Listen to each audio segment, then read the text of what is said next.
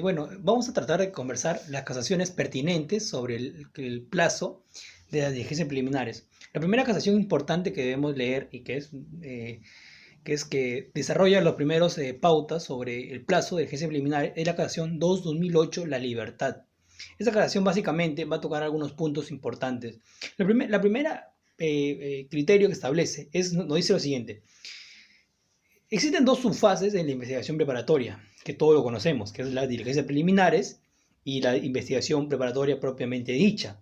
Ahora, si bien los dos pertenecen a un conjunto completo, que es la investigación preparatoria, y también se rigen por algunos principios de unidad de criterio, unidad de prueba, unidad de investigación, eso no significa que las diligencias preliminares y la investigación preparatoria propiamente dicha tengan la misma finalidad y tengan la misma regulación. Por lo tanto, la Corte Suprema, haciendo una interpretación sistemática, nos dice lo siguiente. Para controlar las diligencias preliminares, si es que hay algún exceso, vamos a recurrir al artículo 334, inciso 2. Ahora, si es que este exceso ocurre en la investigación preparatoria, vamos a recurrir al artículo 343, inciso 3, en el cual va a regular también el control de plazo. En ese sentido, nos dice que teniendo en cuenta esto y sumándole el artículo 144, inciso 2, que básicamente explica dos cosas, que el juez es el que va a controlar el plazo, no podemos considerar en ningún momento que el plazo de las diligencias preliminares esté dentro de la investigación preparatoria propiamente dicha. Por lo tanto, va a haber un respeto mutuo en cada subfase. En ese sentido, no debemos sumar en ningún momento, o no deberíamos sumar lo que respecto al plazo que se ha hecho en las diligencias preliminares, sumarlo a la investigación preparatoria. Ese es el primer criterio importante que establece la Corte Suprema, diferenciando las diligencias preliminares y la investigación preparatoria. Ahora, lo que también nos explica la Corte Suprema es respecto a las clases de plazo. Existen tres clases de plazo, lo dice la Corte Suprema, que es el plazo legal, el plazo convencional y el plazo judicial. El plazo legal básicamente es lo que establece la norma. Como ejemplo, antes de que se entrara en vigencia la ley 30077, se regulaba como el plazo normal de las diligencias preliminares como 20 días. Posteriormente se emiten nuevas normas y se establece que las diligencias preliminares van a durar 60 días. Ahí vemos un ejemplo de las variaciones, ¿no? De qué es un plazo legal. A veces es 20 días, otras veces es 60 días. También tenemos un caso, por ejemplo, del plazo convencional, en el cual lo encontramos básicamente en los acuerdos reparatorios, en los principios de oportunidad, donde vemos que las partes transan en la fecha en la cual van a cumplir algún tipo de convenio.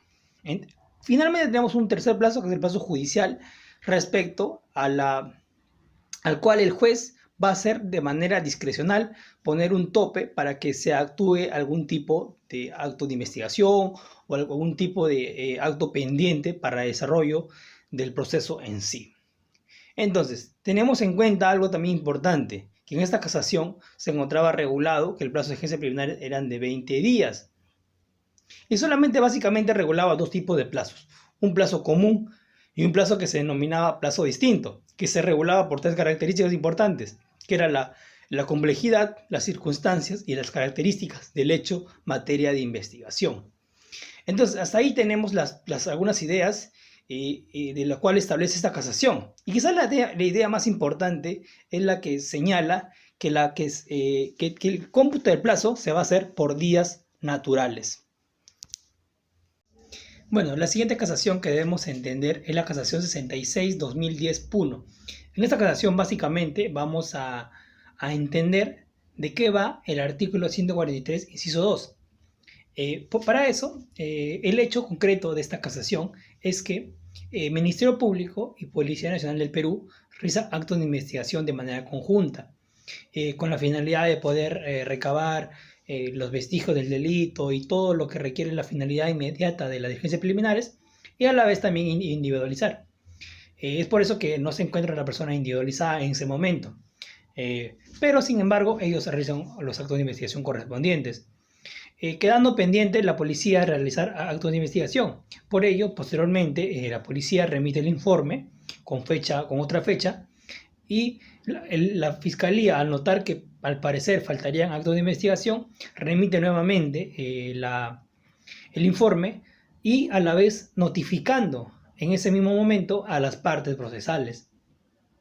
Y el fiscal considera que una vez notificado al imputado, recién correría el plazo de las diligencias preliminares. Sin embargo, en vista de que la Sala Penal de Puno considera como infundado su solicitud de control de plazo, el imputado interpone su recurso de casación. Y en ese sentido, lo que alega el imputado es que no se debe contabilizar según o a partir de la notificación realizada a las partes procesales, sino desde el mismo hecho desde el mismo momento que toma conocimiento el fiscal. Ahora, el fiscal sostiene su postura en el artículo, como mencioné, 143, inciso 2. ¿Qué dice este artículo? Este artículo más menciona a grandes rasgos que va a correr recién el plazo a partir del día siguiente hábil de notificado a las partes. Sin embargo, es algo pertinente que debo mencionar. En esta casación no se desarrolla, digamos, lo que posteriormente se haría sobre los fines de las diligencias preliminares, tanto fin inmediato como fin mediato. Es por ello que de manera pertinente y de manera oportuna, en su fundamento 3 de esta casación, habla del artículo 130, inciso 2 y inciso 3, que básicamente recogen lo que es la finalidad inmediata de las diligencias preliminares. Porque razonando, haciendo un pequeño razonamiento, si el fiscal ni bien toma conocimiento, realiza actos de investigación, tal cual como los hizo, automáticamente se despliega todos los derechos fundamentales que el imputado se encuentra garantizado.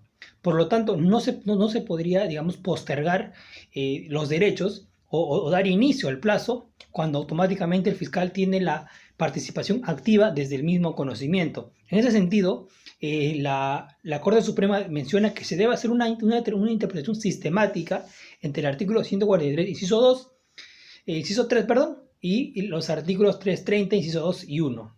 En ese sentido va esta casación. Para concluir, se menciona que el inicio de la diligencia preliminar se cuenta a partir de que el fiscal toma conocimiento. La siguiente casación que debemos conocer es la casación 318-2011 Limba. Esta casación va a responder la pregunta, si en vista que la norma no establece un límite para los casos complejos, ¿cuál sería esta en este sentido? O sea, ¿cuál sería el plazo límite para casos complejos? Para ello, el trámite, para poder llegar a responder esta pregunta, es que en primera instancia, ante el pedido, ante la solicitud de la parte imputada de que se declare fundado su control de plazo, esta es rechazada. Sin embargo, al elevarse mediante un recurso impugnatorio, mediante un recurso de apelación, la sala revoca y declara fundado dicho pedido. Para eso, la fiscal le dice, no, esto no puede ser así. Por ello, interpone su recurso de apelación para desarrollo de doctrina jurisprudencial. En ese sentido, debemos partir por la principal idea de esta casación. La principal idea que fundamenta la Corte Suprema es que el Ministerio Público, como ente persecutor y promotor de la acción penal, tiene, digamos, bajo dos pilares importantes, que es el proceso adversarial y el proceso objetivo, que básicamente el principio de objetividad te dice que el abogado, el fiscal no es abogado de la víctima, por tanto está en la obligación de recabar actos de cargo y descargo, como siempre nos enseñan. Y a la vez, este principio de adversarialidad nos enseña básicamente que existe una responsabilidad tremenda respecto a este, digamos, poder de recabar estos tipos de elementos de cargo y descargo. Es por ello que las diligencias preliminares en la cual se encuentra a cargo enteramente el fiscal se va a regir por dos finalidades. En esta casación básicamente vamos a encontrar un desarrollo oportuno, importante, de lo que son las finalidades, aunque el resultado nos va a sorprender, pero vamos a ver de qué manera. Estas dos finalidades son la finalidad inmediata y la finalidad mediata. ¿Qué es la finalidad inmediata? La finalidad inmediata es aquella que está regulado en el artículo 330, inciso 1, inciso 2. tal como ya había ciertos atisbos en la casación 66-2010 Puno. Acá ya vamos a ver un desarrollo.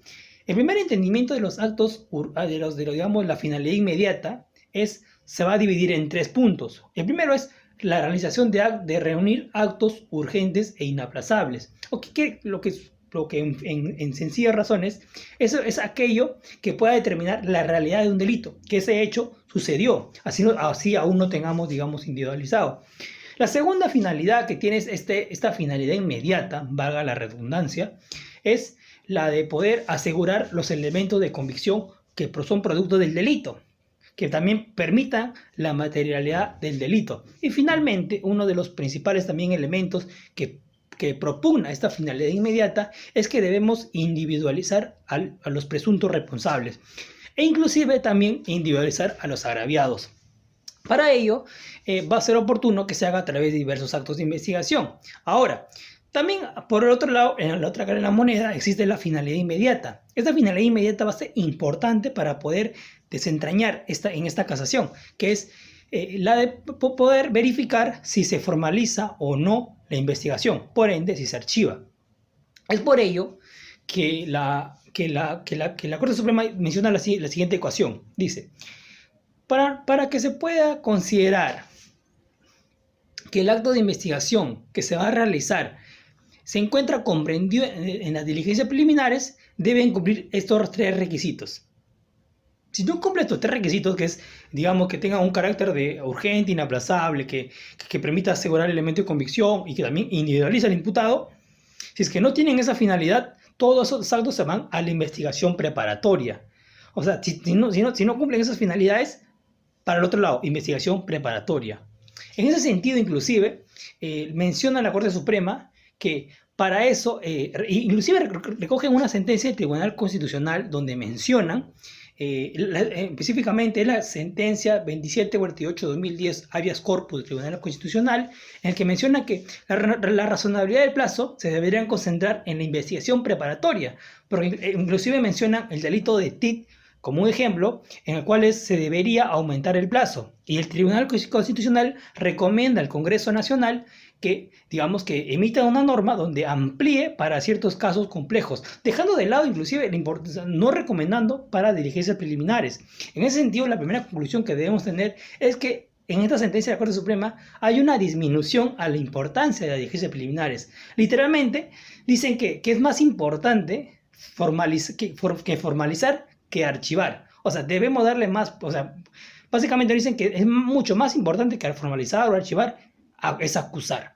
Por ende, debemos darle más plazos a la investigación preparatoria. No lo digo yo, le dice esta sentencia de manera muy interesante. Y ahora vamos a ver esa sentencia, cómo cambia al momento que se emite la ley 30077. La siguiente casación que debemos conocer es la casación 318-2011, Lima. Esta casación va a responder la pregunta, si en vista que la norma no establece un límite para los casos complejos, ¿cuál sería esta en este sentido? O sea, ¿cuál sería el plazo límite para casos complejos? Para ello, el trámite, para poder llegar a responder esta pregunta, es que en primera instancia, ante el pedido, ante la solicitud de la parte imputada de que se declare fundado su control de plazo, esta es rechazada.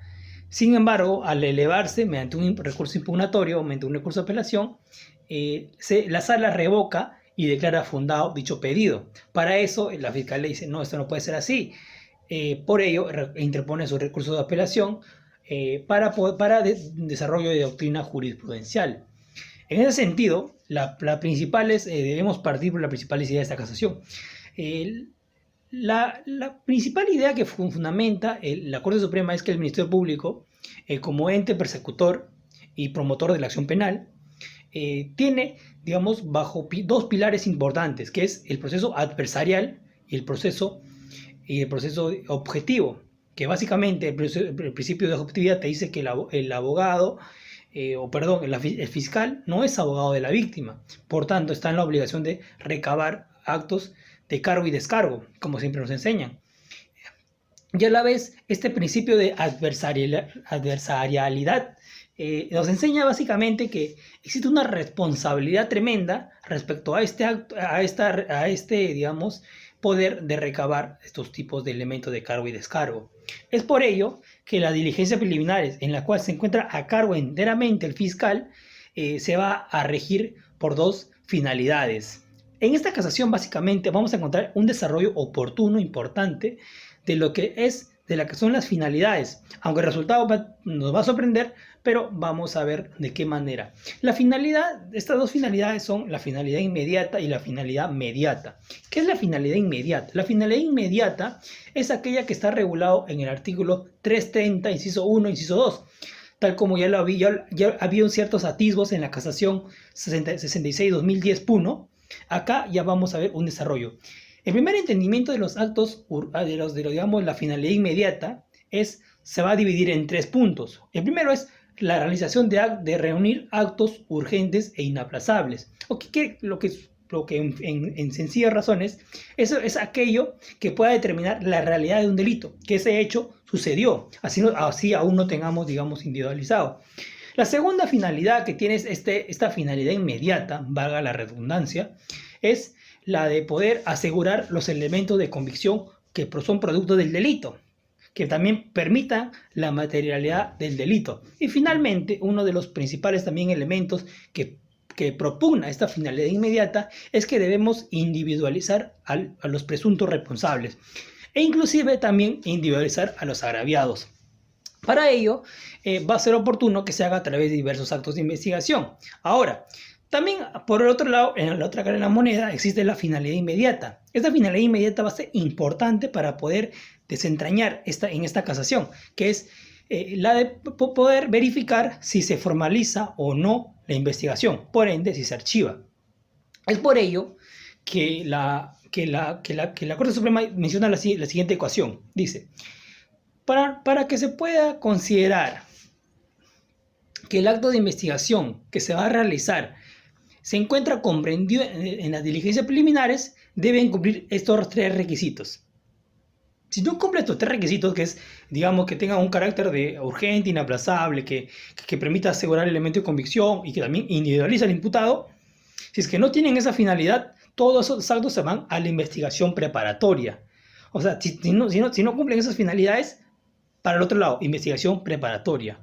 En ese sentido, inclusive, menciona la Corte Suprema que para eso, inclusive recogen una sentencia del Tribunal Constitucional donde mencionan, específicamente la sentencia 2748-2010 habeas corpus del Tribunal Constitucional, en el que menciona que la razonabilidad del plazo se deberían concentrar en la investigación preparatoria, porque inclusive mencionan el delito de TIT como un ejemplo en el cual se debería aumentar el plazo. Y el Tribunal Constitucional recomienda al Congreso Nacional que, digamos, que emita una norma donde amplíe para ciertos casos complejos, dejando de lado inclusive la importancia, no recomendando para diligencias preliminares. En ese sentido, la primera conclusión que debemos tener es que en esta sentencia de la Corte Suprema hay una disminución a la importancia de las diligencias preliminares. Literalmente dicen que es más importante formalizar que archivar. O sea, debemos darle más, o sea, básicamente dicen que es mucho más importante que formalizar o archivar es acusar. Por ende, debemos darle más plazos a la investigación preparatoria. No lo digo yo, le dice esta sentencia de manera muy interesante. Y ahora vamos a ver esa sentencia, cómo cambia al momento que se emite la ley 30077. La siguiente casación que debemos conocer es la casación 144-2012 Ancash, interpuesta por César Álvarez. En esta casación vamos a encontrar básicamente 3 puntos que se van a discutir. El primer punto es la caducidad en relación al control de plazo. Segundo punto es la prórroga cuando se vence el plazo inicial. Y finalmente vamos también a discutir sobre el plazo de las diligencias preliminares en casos complejos. ¿Cuál sería su máximo plazo en casos complejos? Ahora, los dos primeros pedidos, el tema de caducidad y control de plazo, y el tema de prórroga y el pedido después de vencido el plazo inicial, va a ser tratado en la casación 134-2012, que ahorita vamos a tratarlo.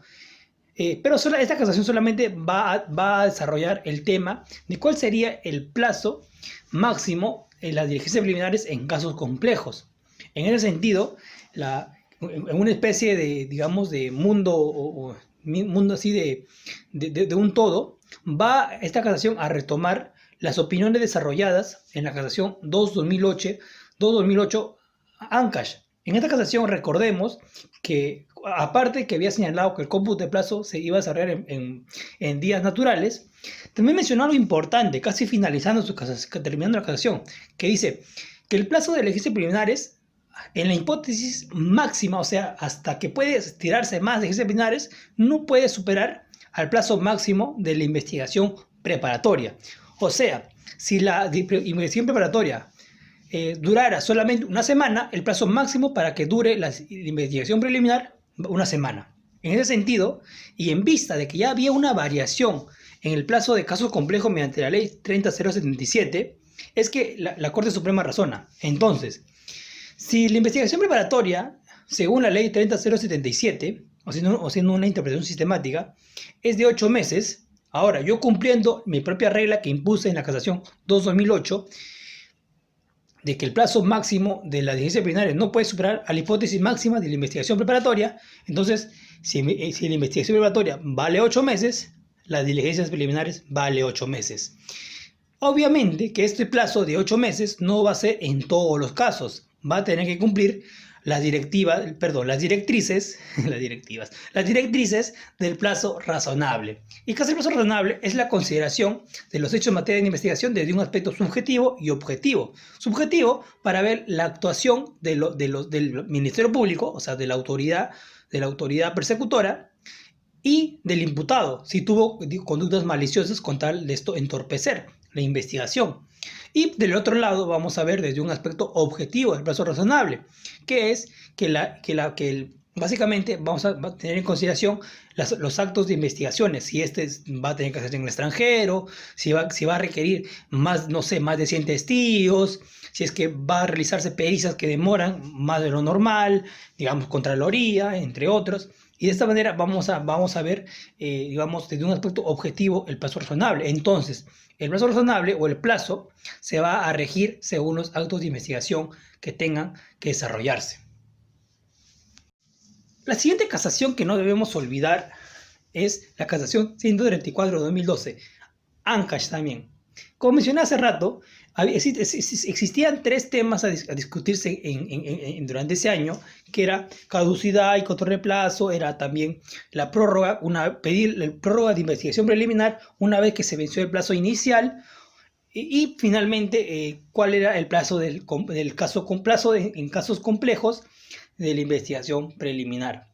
Como ya se respondió a través de la casación 144/2012 que el plazo máximo para casos complejos sería 8 meses, solamente nos quedaría responder las dos otras preguntas. Si es que, digamos, vencido el plazo, las actuaciones de la fiscalía o juez se podían considerar como caducas o que ya son o que van a ser efectos de la caducidad.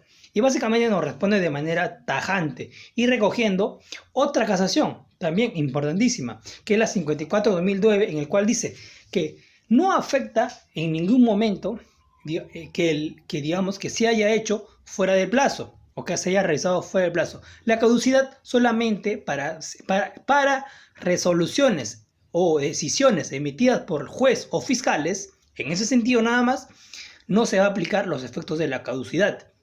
Va por respeto al principio de conservación. Este término, principio de conservación, se va a desarrollar en otra casación que vamos a hacer más adelante, que es la de fuerza popular. Pero vamos a mencionarlo para que más o menos se entienda. Entonces, los actos que se realicen, digamos, una vez vencido el plazo, tal cual lo ordena el artículo 143, no pierden sus efectos. Lo único que va a poder causar es, en este caso, es un proceso disciplinario a la autoridad que lo realiza, más no pierde los efectos los actos que se realicen una vez que se haya vencido el plazo. Entonces, esa es la respuesta ante esa interrogante. Entonces, para poder ya finalizar esta lista de casaciones, ya finalmente podemos dar una definición de lo que sería el plazo. El plazo es una condición temporal en el cual se van a permitir la producción de ciertos actos de investigación. Esta definición le da Claria Olmedo en su libro de Derecho Procesal Penal y es muy, muy oportuna. Ahora, en ese sentido, el Código Procesal Penal regula el plazo de 2 maneras. Lo regula de una forma explícita, en el cual nos mencionan en el artículo 142 que se puede medir a través de años, días y horas. como por ejemplo los plazos de las investigaciones preliminares, entre otros. Y de igual manera también se puede medir en base a la distancia de que se vaya a realizar. Esto obviamente en base a datos objetivos. También tenemos un plazo que podría entenderse de manera implícita, en el cual nos mencionan cuando no se regule ningún tipo de plazo, la actuación de la autoridad que esté a cargo debe ser de manera inmediata. Esto debemos entenderlo ahora y llevarlo a través de dos casaciones importantes que se han desarrollado. La primera casación que debemos tener en cuenta es la 528-2018 nacional, interpuesta por Keiko Fujimori Iguchi y Mar Vito Vilena, si no me equivoco. Estos señores tienen su curso de casación señalando dos cosas básicamente. El señor Mar Vito señalaba lo siguiente, que los actos de investigación que se dan en la investigación preliminar deben respetar, uno, que sean urgentes, que sean inaplazables y que también respeten, obviamente, su finalidad inmediata, tal como lo aplicamos en la casación anterior, en la casación en el cual mencionaba y hubo un rechazo respecto al plazo de agencias preliminares que fueran 8 meses antes que se emitiera la ley 3007. En este sentido es donde se exige que se cumpla lo que menciona en la casación 38-2011 Lima. Básicamente hace lo retoma en su posicionamiento respecto al tema de la urgencia, inaplazabilidad e finalidad inmediata. Keiko Fujimori nos menciona ya un poquito, digamos, más centrándose, nos dice que esta urgencia, esta manera de ver de inaplazable y esa finalidad inmediata se rige por un factor de tiempo y espacio, las cuales no pueden ser postergados. Si esto fuera así, este acto deberá realizarse en la investigación preparatoria. Como recordamos, la finalidad inmediata era reunir los elementos de convicción, producto del delito, para que esto no se pierdan, que también, recabar los actos urgentes inaplazables y finalmente individualizar al imputado. Si estos no cumplen, obviamente no se podría denominar como actos de investigación propios de la diligencia preliminar. Recordando que ya las anteriores casaciones venían diciendo que hay una finalidad diferente entre diligencias preliminares e investigación preparatoria. Para ello, vamos a tener en cuenta que la diligencia preliminar se va para los casacionistas se va a regir por un espacio y tiempo. Sin embargo, la Corte Suprema, de manera importante, señala que la investigación preliminar, las diligencias preliminares, no se rigen por espacio ni tiempo, se rigen por su finalidad mediata, básicamente. Ahora lo explico. Recordemos que que los delitos de criminalidad organizada, en este caso, en el cual se está viendo, se rigen, tienen actos de investigación especiales. No son como llevar un proceso común, no es como llevar un proceso complejo, sino que requieren, inclusive, y es literal el que la menciona la Corte Suprema, diciendo que hay casos en crimen organizado en el cuales se pierden las evidencias, en el cuales se ocultan de manera subrepticia, es difícil de rastrearlo, por lo tanto no se puede considerar que espacio y tiempo tengan que regir a la urgencia, a lo inaplazable, cuando lo importante es ver si ese caso se va a formalizar o no. En ese sentido, la Corte Suprema descarta el pedido de parte de Keiko Fujimori de que estos se rijan por espacio y tiempo. No hay espacio y tiempo para los actos de urgentes inaplazables. Esta casación va desarrollada mejor en la siguiente, así que no nos apuremos. Ahora, vuelven a retomar la discusión de si ya estaba, señalado que el plazo para casos complejos era 8 meses, en vista que el plazo máximo de investigación preparatoria era 8 meses. ¿Cómo ocurre entonces en crimen organizado? Siguiendo la misma regla, retomamos nuevamente la casación 2-2008 La Libertad, 144-2012 Ancash, en el cual nos mencionan la regla básica para poder determinar el plazo máximo, que es la hipótesis máxima del plazo de investigación preparatoria. En este caso sería, bajo la ley 30.077, 36 meses. O sea, la investigación preparatoria puede llegar máximo 36 meses. Sin embargo, la investigación preliminar, por ende, va a tener que llegar al mismo término, 36 meses. Y por ende, el plazo de vigencia preliminar en un máximo sería 36 meses, quedando como doctrina jurisprudencial. Ahora, hay que quedar en claro algo, que es la siguiente casación. La siguiente casación, la 549-2018 nacional, pero en este caso ya no es por Keiko Fujimori, ni tampoco Marvito, sino por el partido Fuerza Popular, en el cual nos menciona lo siguiente. Básicamente desarrollan las mismas directrices, profundizando un poco más respecto al plazo razonable, porque vamos a ir a señalarlo. Nos dice lo siguiente. La investigación preliminar, como ya había señalado, se rige por finalidades mediata e inmediata. Sin embargo, esta se va a cumplir algo importante, que es que el urgente inaplazable se va a moldear. Anteriormente dijimos que para los actos de crimen organizado va a ser diferente el tratamiento, porque inclusive en diligencias preliminares hay medidas, digamos, limitativas en las cuales se pueden pedir. Hay, digamos, actos de investigación especiales que no hay en un proceso común, un proceso complejo. Por eso nos dice lo siguiente, la urgencia o lo inaplazable no se rige, no es algo estático, no es algo fósil, sino que es algo que se moldea en base a los hechos objetos de investigación. Nuevamente señala que no se puede medir por una regla de espacio y tiempo, sino se mide por el hecho objeto de investigación. Ese sentido es la que la Corte Suprema señala. Ahora, otro interrogante que también lo manda es que si es que, y esa es la pregunta, si el plazo de diligencia preliminar se establece desde el primer momento o es a través de las investigaciones que se van realizando. En ese sentido, la Corte Suprema recoge el principio de progresividad, que ya todos lo conocemos, en el cual lo dice.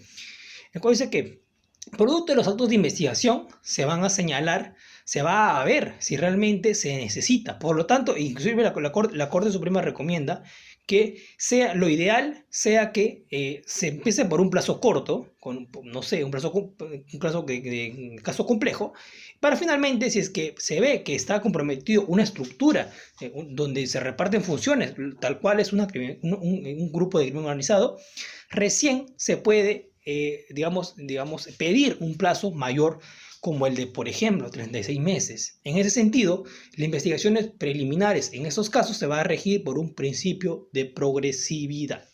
Ahora, estas dos casaciones desarrollan algo importante, que tanto para casos complejos como para crimen organizado, que no es per se el dar el plazo de 36 o 8 meses, sino que esto se rige por las reglas del plazo razonable, una garantía específica dentro de la garantía genérica que es el debido proceso. En ese sentido debemos tener en cuenta que el plazo razonable se mide por dos cosas, como señalé anteriormente, por un carácter objetivo y por un carácter subjetivo. El objetivo, como mencioné, es los actos de investigación propiamente, de qué manera se van a realizar, y lo subjetivo es la conducta tanto de la autoridad que está realizando la investigación como de los imputados. En ese sentido, eso es básicamente lo que podríamos detallar respecto al plazo. Así que si te gustó el video, espero que te suscribas a este canal y lo compartas. Así que vamos ahí con otras casaciones y que resulte más interesantes. Adiós.